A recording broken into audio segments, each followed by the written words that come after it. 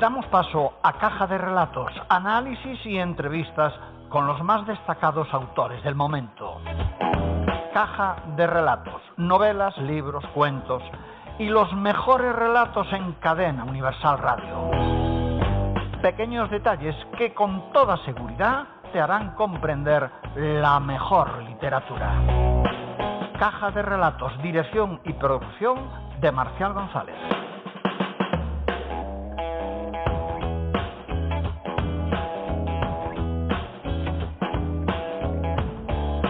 Señoras y señores, bienvenidos a este espacio del Cowboy de Medianoche llamado Caja de Relatos.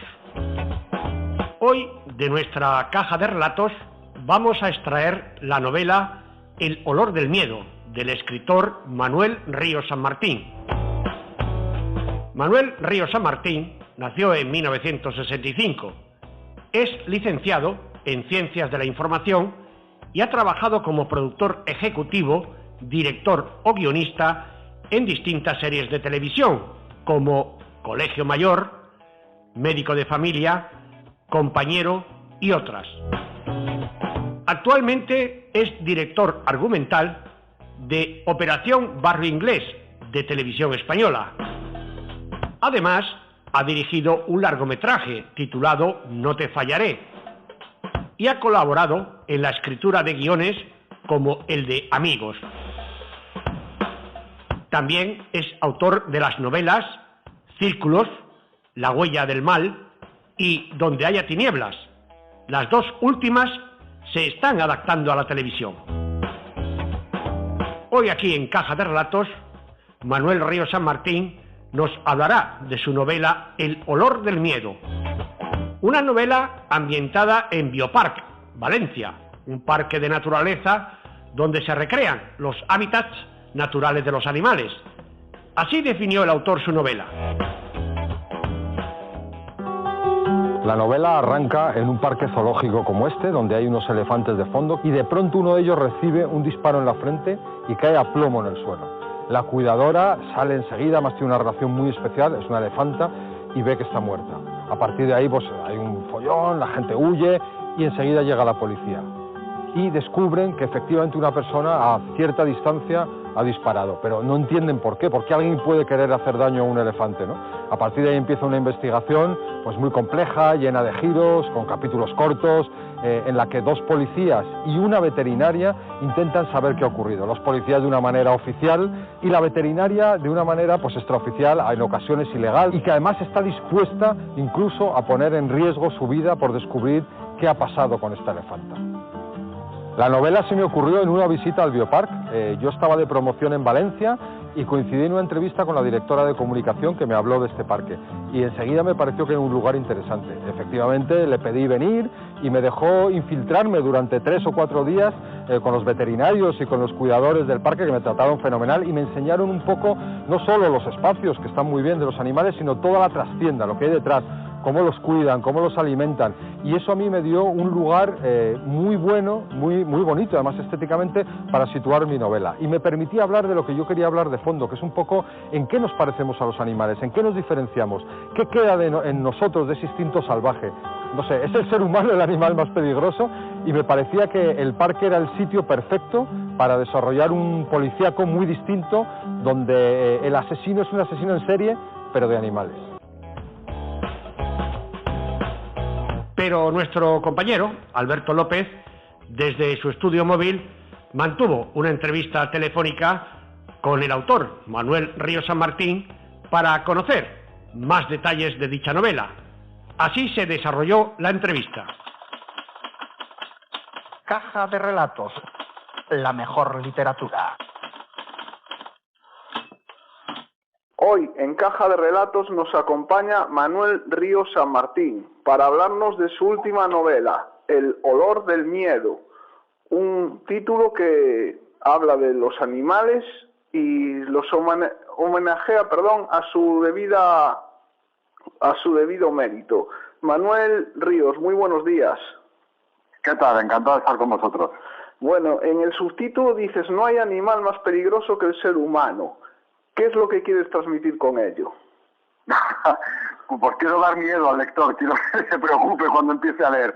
Bueno, no, lo que es verdad es que el ser humano es un animal el más inteligente y eso hace que cuando se junta esa inteligencia con la crueldad, pues podemos hacer cosas realmente terribles, ¿no? Y es un poco en la novela, pues cuenta eso, ¿no? Algún acto humano violento y complicado y que tiene bastante mala idea, como si dijésemos. Vamos a desgranar un poquito el libro y no queremos hacer spoiler, entonces Sí. si el autor en un momento ve que nos estamos pasando, se agradece un frenazo a tiempo antes de que podamos irnos por derroteros que no interesan. Entonces, hablamos de una trama donde decíamos en la presentación que se homenajean a los animales. ¿Es así? Sí, toda esta novela parte desde cuando yo era niño y veía los programas de Félix Rodríguez de la Fuente y mi madre me leía, en vez de leerme cuentos, me leía las enciclopedias de fauna que escribía Félix, ¿no? Y desde entonces para mí los animales y su comportamiento es uno de los temas que más me interesa.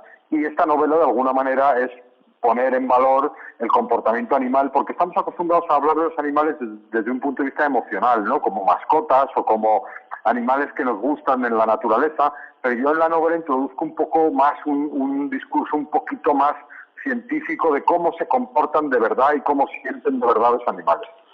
Y en esos animales destacas muy en profundidad a lo que son los elefantes. Incluso describes comportamientos de los elefantes, cómo son llamados por sus cuidadores y adiestradores, cómo responden incluso a la propia muerte e incluso describes la propia conciencia que tienen. ¿Cómo te pudiste documentar para todo ello?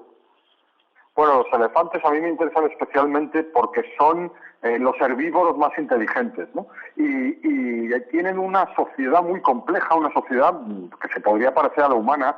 Las familias de los elefantes, casi siempre comandadas por la abuela, digamos, por la que dirige toda la manada, ¿no? Y cómo enseña a las nuevas generaciones es algo que es muy impresionante.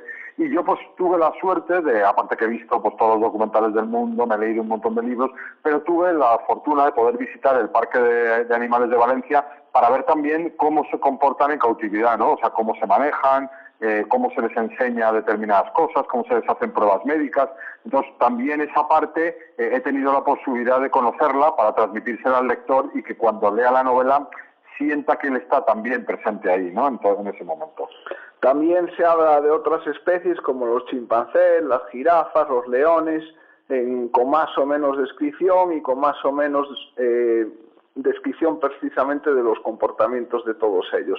Pero vamos a centrarnos un poco en la trama. La trama parte de un asesinato que luego, como la ley dice que los sujetos pasivos de un asesinato solo son los humanos, pues a partir de ahí se desarrolla un debate muy interesante para lo que sería la ciencia y especialmente la ciencia jurídica.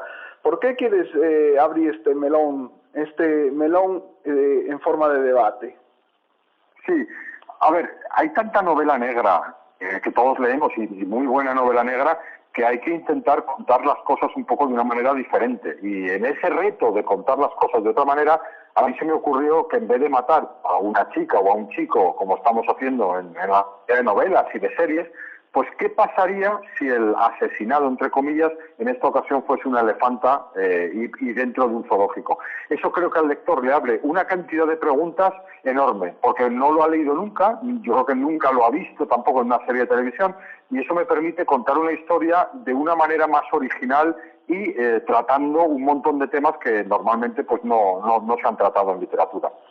Y a partir de ahí se desarrolla la trama en la que ya desde el principio aparecen una serie de sospechosos, tanto personas individuales como grupos. Y en el tema de grupo me quería centrar porque denuncias que uno de los sospechosos podría ser un grupo animalista radical, que no tolera tener animales encerrados en un zoológico, sino que considera que tienen que estar absolutamente libres.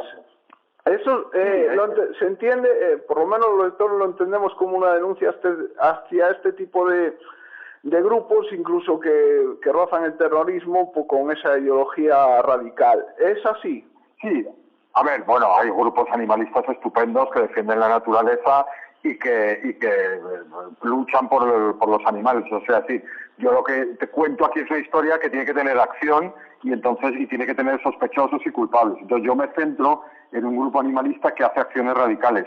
No es que sea lo normal, no es que todos los animalistas hagan este tipo de cosas, pero sí que ha habido, en Estados Unidos sobre todo, pero también en algunos en Europa, algunos grupos animalistas que han hecho acciones muy violentas, ¿no? Han llegado a quemar algunos laboratorios donde se experimentaba con animales. O sea, sí, me baso en hechos reales, pero por supuesto no significa que todos los animalistas, ni muchísimo menos, sean gente violenta. Todo lo contrario, la mayoría de animalistas es gente estupenda, magnífica, que adora a los animales y que no comete estos actos, ¿no? Esto solo es para la novela.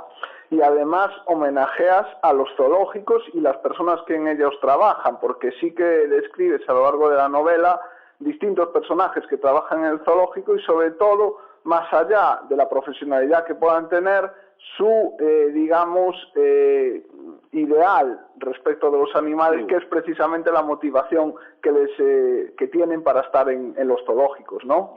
Sí, yo para escribir esta novela he convivido con el personal, con los veterinarios y los cuidadores de un zoológico durante 4 días y al convivir con ellos sí que me he encontrado que estos veterinarios, estos cuidadores quieren a los animales, les encantan los animales, luchan por ellos.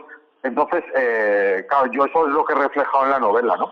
Al margen de que los animales estén en ese momento en un zoológico, pero la realidad es que la gente que cuida de esos animales es gente comprometida, gente que llega a tener una relación muy particular con los animales, que tiene un diálogo con ellos, porque tienen que hacerles pruebas médicas, ellos tienen un diálogo, una enseñanza, que es muy particular y a mí me ha parecido interesante.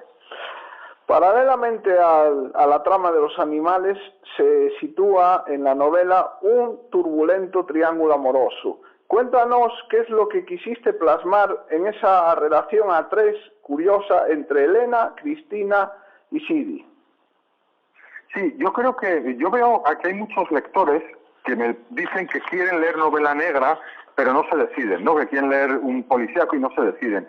Y yo creo que mi novela tiene elementos como para que todos esos, por supuesto, tiene elementos de novela negra, al lector de novela negra yo creo que le va a gustar, pero tiene una serie de elementos que al lector no de novela negra, esta puede ser como la primera novela que lean, ¿no? Y pues le puede introducir a un nuevo género. Yo creo que para eso puede ser muy interesante para estos lectores nuevos.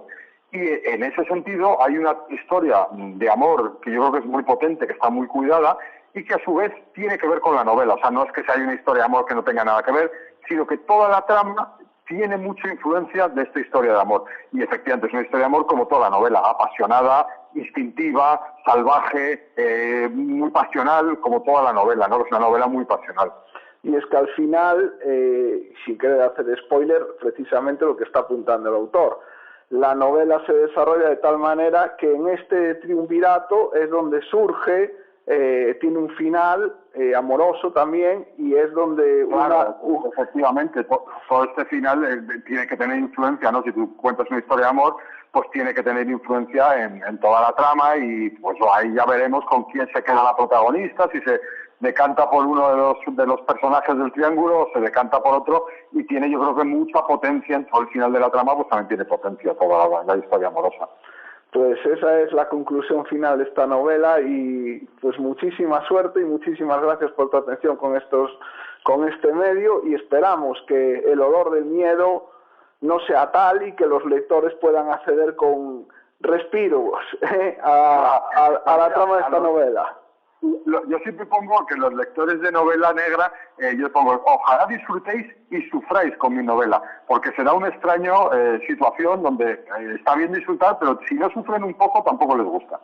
Pues Manuel Ríos San Martín, muchísimas gracias y muchísimo éxito con esta novela. Gracias a ti. Y hoy vamos a despedir este Caja de Relatos con un fragmento de esta novela, El olor del miedo, de Manuel Ríos San Martín. Muchísimas gracias por su atención y nos volveremos a encontrar en el próximo Caja de Relatos. Un saludo de quien les habla, Marcial González. Descorrió el doble cierre de seguridad y el portón de metal se abrió con un golpe seco. Un fuerte hedor animal penetró en las fosas nasales. Sin embargo, se sintió plena. Ese era uno de sus momentos favoritos como veterinaria, darle los buenos días a la manada de elefantes. A su manada de elefantes. Los conocía mejor que a muchas personas. Los adoraba y ellos la correspondían con un amor primitivo. Elena era una hembra humana de 27 años, de figura sensual y curvilínea que ocultaba con el polo azul del parque. Unas graciosas pecas le salpicaban la cara y parecían iluminarse si les daba el sol. Unos pasos por detrás iba Cristina, otra hembra humana. Morena, estilizada y fibrosa, más elegante. Se notaba incómoda. Era la primera vez que entraba en un lugar como aquel y le sobrevino una náusea que casi la obliga a vomitar. A sus 50 años sentía un respeto por los animales que se parecía mucho a lo que los humanos llaman miedo. Elena rió al ver los problemas de su invitada, mientras se sujetaba la melena castaña con un coletero de colores. ¿Qué esperabas?, preguntó. No sé, en los documentales no huelen. Elena se encogió de hombros con un gesto divertido y entró en la nave que servía de cobijo nocturno a la manada. Era un espacio inmenso, dividido por unas gigantescas jaulas de barrotes dispuestos en diagonal e iluminado cenitalmente por claraboyas que permitían el paso al resplandor del amanecer. Los cuidadores habían depositado montones de paja por el suelo y del techo colgaban neumáticos que servían para que los elefantes interactuasen. Según avanzaban, de entre las sombras surgió Blanca, una hembra imponente de 18 años. Era la imagen del parque, un ejemplar albino que los niños adoraban y que se había adaptado de maravilla al clima mediterráneo. Al ver a la veterinaria levantó la trompa. Podía significar un saludo, aunque no es fácil interpretar los gestos de un animal salvaje, incluso en cautividad. Pero Elena los entendía, sobre todo a Blanca. Estaban conectadas. Cristina se fijó en los barrotes. Son gruesos. ¿Por qué los han puesto en diagonal?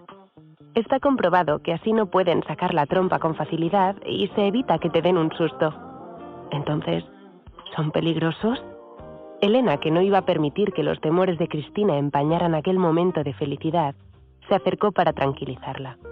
Estás conmigo, no tienes nada que temer. Cogió un mendrugo de la caja que estaba en el suelo y levantó el brazo. Blanca la imitó con la trompa y la veterinaria con una sonrisa le depositó el pan con delicadeza en la lengua sonrosada. Es albina, comentó Cristina. Inspiró profundamente antes de dar un paso al frente y contempló el cuerpo del animal. Su piel parecía de nieve. Un ejemplar muy raro. En África no suelen sobrevivir. La trajeron cuando era una cría porque los cazadores furtivos mataron a su madre. La elefanta sacó la trompa y la extendió tratando de oler a Cristina, que dio un respingo. Notó un frío helador en la nuca. Sabe que eres nueva y quiere conocerte, explicó Elena. ¿Nos diferencian? Perfectamente. Pues yo no los distingo a ellos, balbuceó mirando hacia las demás jaulas. Todas estas son hembras. Cada una tiene un carácter distinto. Blanca es un amor, a pesar de lo que ha sufrido. Echo es la hembra dominante. Daisy es la más movida. Greta desconfiada. Pansy la más pachorra. No me digas que no se lo ves en la cara. Cristina evitó contestar para no mentir. Estaba incómoda. En ese momento entró Sidi, el cuidador de los elefantes, un chico de la etnia Fulani de la misma edad que Elena. Una fuerza de la naturaleza de belleza misteriosa, nacida en la región de Kédougou, en el sudeste de Senegal. Vivía en Valencia desde que era un adolescente y allí estudió para convertirse en biólogo. Tenía músculos de atleta tapizados de una piel negra y tersa que resplandecía con el amanecer. Más bien callado, imponía su presencia. Cristina lo miró y Sidi giró la cabeza para evitarla. Con él iba Jacobo, el joven de prácticas con el pelo verde que lo ayudaba con los animales. ¿Lista para el análisis de sangre?, preguntó Jacobo. ¿Estarás preñada por fin?, suspiró Elena llena de emoción mientras acariciaba la trompa de Blanca. Sería maravilloso. El primer parto de una elefanta aquí. ¿Y tú lo asistirías?